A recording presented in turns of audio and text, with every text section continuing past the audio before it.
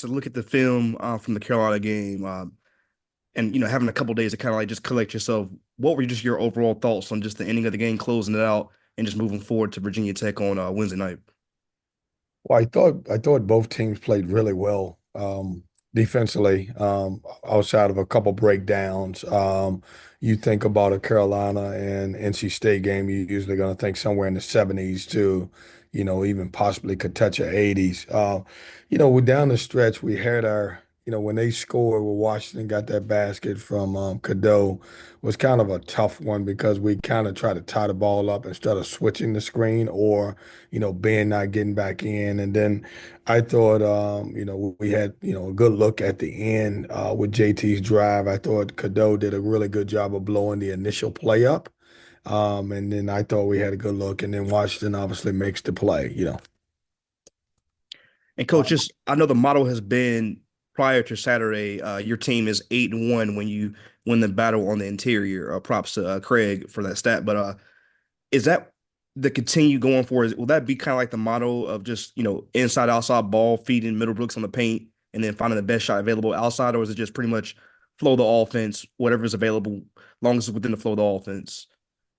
No, Royal, we've been very good when our post guys, whether it's Ben or Brandon, be able to get some touches and kind of play inside out. We've been really good on the season.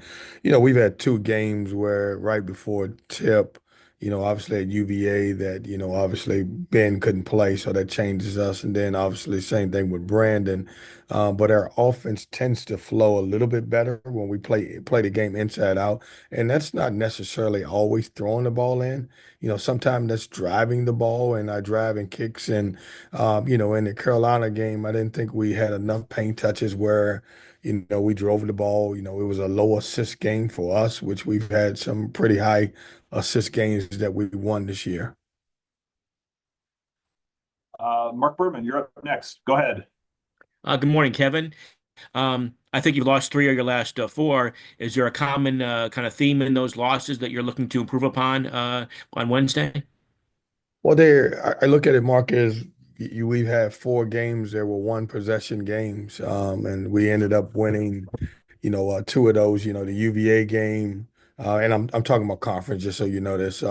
UVA game was a 3-point game. We, didn't think we played well in the second half defensively. I'm going back to Florida State, our first game that went into overtime, and then the two games this week between the trio of us, Carolina and Notre Dame.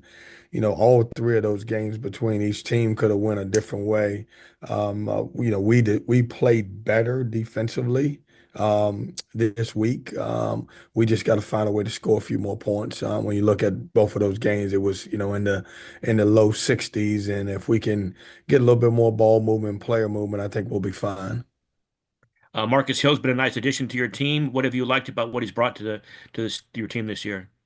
You know, Mark, he's starting to get comfortable. A lot of times when a guy transfers from a mid-major program to a Power Five, it takes a little time, and you always wonder, does his game translate to this level? And you seeing that he can be very successful the way he plays, and he's been really good paint touch guy. He's gotten to his 15 to 18-foot pull-up jump shot. I think in Notre Dame he stepped up and made a couple threes. And so, he's just starting to feel comfortable in our system right now. Thank you. Jaden Watson Fisher, go ahead. Yeah, Kevin, do you have any updates on Brandon Huntley Hatfield after being off for a couple days?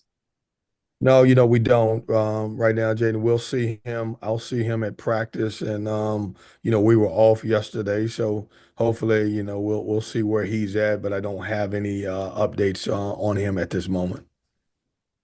To follow up, you mentioned the three one possession games.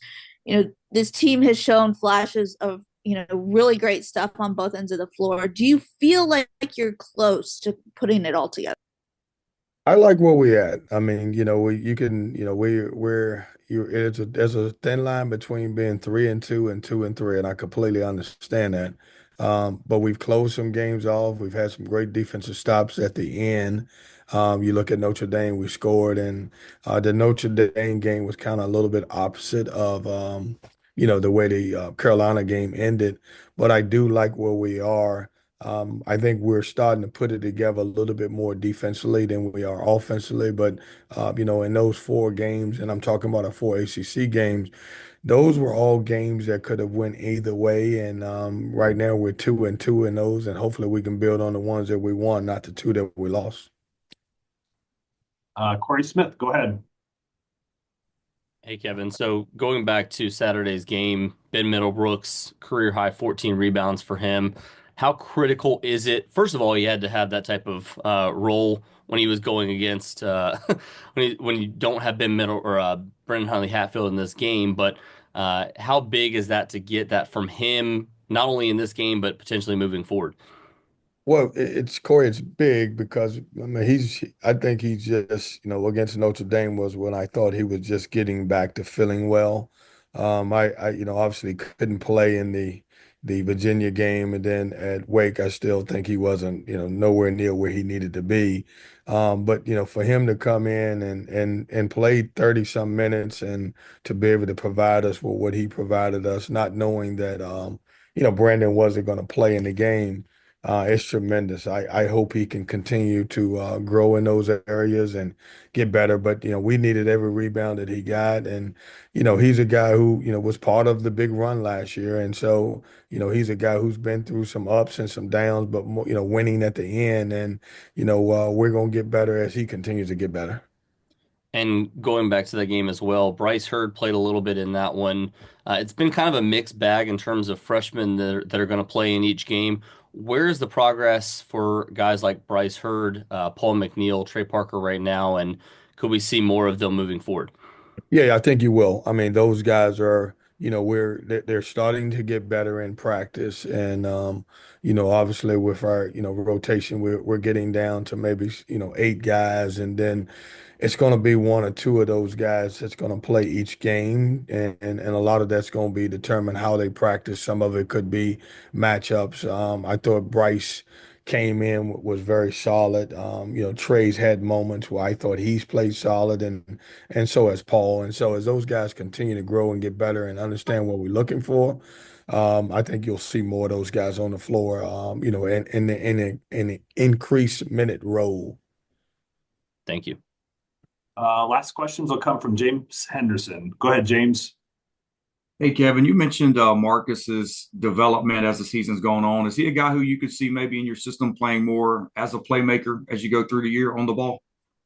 Yeah, James, we're starting to move him around in different spots, and I like the way he's playing. And I said this, as he gets comfortable, you can put him in different spots and understand that part of it. But what you'll see him play some point, between him, Breon Pass, Trey Parker, and obviously and Michael. We're going to shift him around and play some different, move him in different spots.